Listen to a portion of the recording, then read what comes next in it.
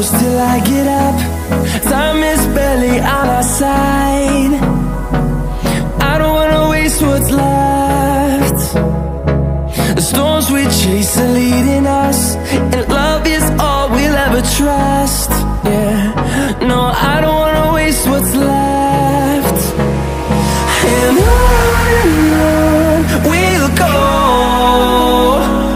through the wastelands, through the highways, till my shadow turns to sun rays. And on we'll go,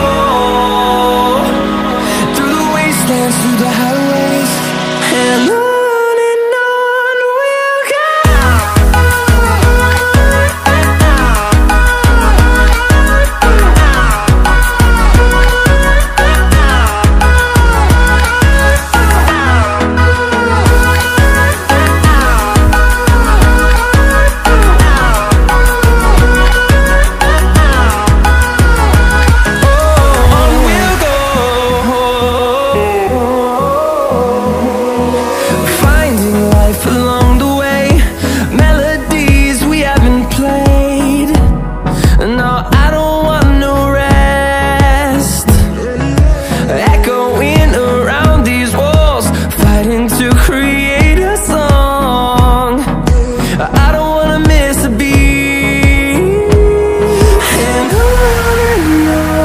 we'll go.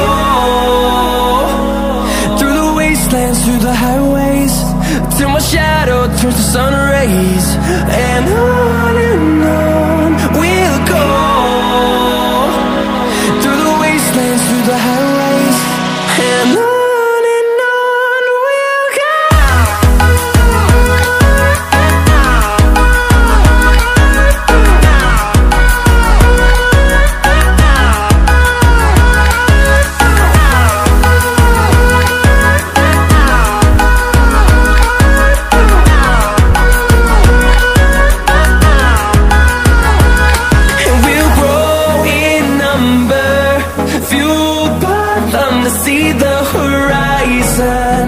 Turn us to thousands, and we'll grow in number, fueled by them to see the horizon.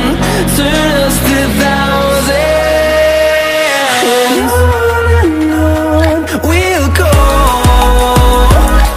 through the wastelands, through the highways, till my shadow turns to sun rays. And on we'll go, through the wastelands, through the highways, and on we'll go.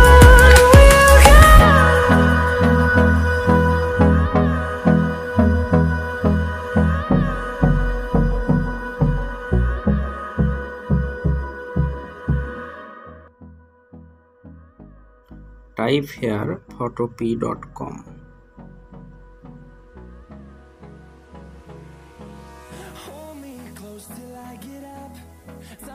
এবার উপরে file অপশনে click করবেন, open click করবেন। ওপেনে click করার পর আপনাকে একটা পিএইচডি ফাইলের লিংক ডেসক্রিপশন বক্সে দেওয়া আছে, সেটা ডাউনলোড করে যেখানে আছে সেখান থেকে পিএইচডি ফাইলটা ওপেন করবেন।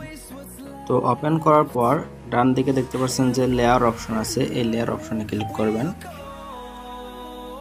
লেয়ার অপশনে ক্লিক করার পর আপনারা দেখতে পাচ্ছেন যে এই যে এখানে your logo, place your logo here, এই ইমেজটার উপরে ডাবল ক্লিক করবেন। তো ডাবল ক্লিক করার পর আপনারা সিম্পলি এই চোখ আইকনটার উপরে ক্লিক করে এটা হাইড করে দেবেন। এরপর আবার লেয়ার অপশনে ক্লিক করে এটা কেটে দেবেন। এরপর উপরে আবার আপনারা ফাইল অপশনে ক্লিক করবেন। এরপরে আপনারা এখান থেকে ওপেন অ্যান্ড প্লেস এখানে ক্লিক করবেন। ফাইলে গিয়ে আপনারা মাত্র পিক্সেলল্যাব অ্যাপ্লিকেশন দিয়ে যেটা ডিজাইন করলেন সেটা নিয়ে আসবেন। তো সেটা ওপেন হওয়ার পর এরকম একটা ইন্টারফেস আসবে। এখান থেকে আপনারা আবার উপরে যে ফাইল অপশনটা আছে ফাইল অপশনটায় ক্লিক করবেন। ক্লিক করার পর আপনারা দেখতে পাচ্ছেন save as a smart object, এখানে ক্লিক করবেন। তো স্মার্ট অবজেক্ট হিসেবে সেভ হওয়ার জন্য একটু সময় নেবে, যেহেতু একটা ফটোশপের ওয়েবসাইট।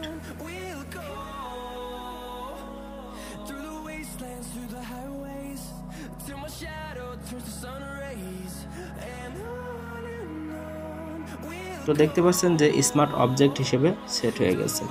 এরপর আপনারা এখান থেকে মকআপ ফাইল এর উপরে ক্লিক করবেন। তো ক্লিক করার পর দেখতে পাচ্ছেন অনেক সুন্দরভাবে আপনার মকআপটা রেডি হয়ে গেছে। এরপর আবার আপনারা ফাইল অপশনে ক্লিক করবেন, উপরের ফাইল অপশনে ক্লিক করবেন। ক্লিক করার পর নিচে দেখতে পাচ্ছেন যে এক্সপোর্ট অ্যাজ আছে, এই এক্সপোর্ট অ্যাজের উপর ক্লিক করবেন। ক্লিক করার পর দেখতে পাচ্ছেন জেপিজি আছে, এই জেপিজির উপর ক্লিক করবেন। এরপর এখান থেকে সেভ করে নেবেন।